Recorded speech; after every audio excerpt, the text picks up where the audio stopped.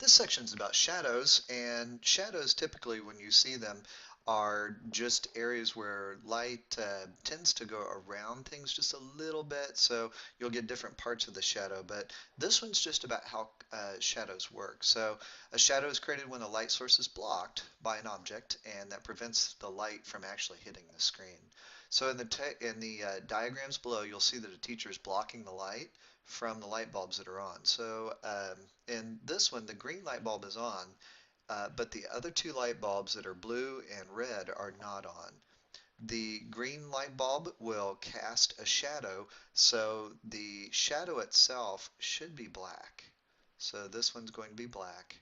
And then the screen itself will only be green because none of the other lights in the room are off.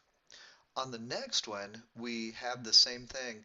This time the shadow is still black, but the screen itself is blue.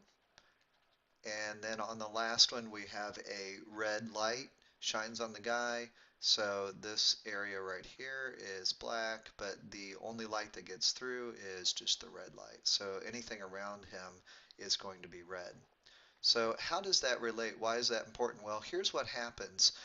This same teacher is standing in front of two lights, thus creating shadows that are actually two shadows on the board. But what you'll see is you're going to see a color that will be a mix of the two on the board. You'll get a color on one side, you'll get a color on the other side, and then you'll get black in the middle. So what we'll do is let's go ahead and just make this really easy. I'm going to put K for black because it's just a little bit easier. So this number 4 is going to be black, and then we can also write black just in the space there. Number 1 is going to be a mix of blue and green. So you know that that color is cyan. And remember, we're mixing light colors, so this one is cyan. We can do our color wheel, red, green, and blue. And red and green, remember, make yellow. Red and blue make magenta, and blue and green make cyan. You'll need to memorize this for the test. So you can cross those. There we go.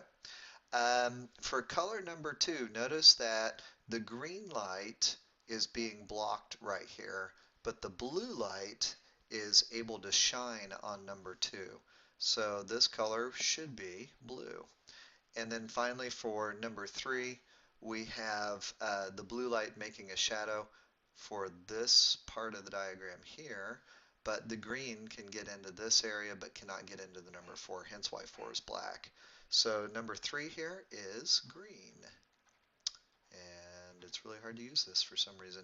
For number 5, we see that we have both red and green that are illuminating the entire page here except for where the shadows are. And red and green we know make yellow. For number 6, we have green making the shadow here on this side. So number 6 has got to be red. For number 7, we should have green because the shadow on this side right here comes from the red light, so this is going to be black inside, but then we have green shining on number 7. And then for number 8, we know again that that one is black, and we're going to use K again to help us. If I have red and blue light, red and blue we know makes magenta, so that's going to be the color of the paper behind, or the whiteboard. Number 10, notice that the blue light is making this shadow just right behind him.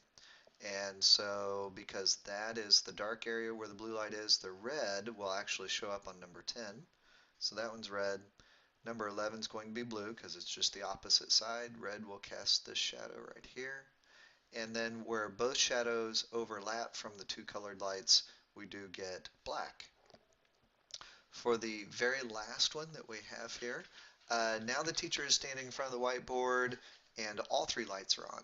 So, oops, I actually drug that too far. Now all three lights are on, and because all three of the lights are on, we will actually get something a little bit different. So now we're going to just start combining all of the colors. I'm going to go ahead and go back to the slide that we were on, and it's this one.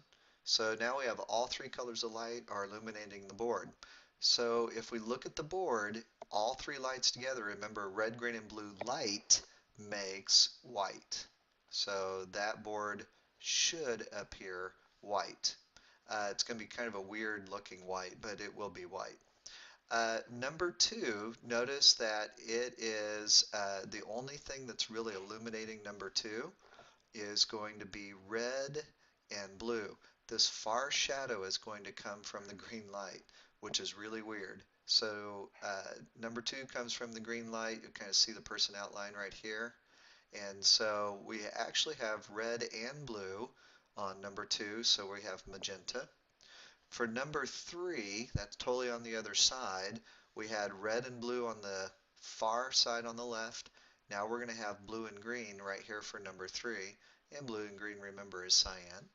For number four, this one, if you remember, we have both blue and green shadows.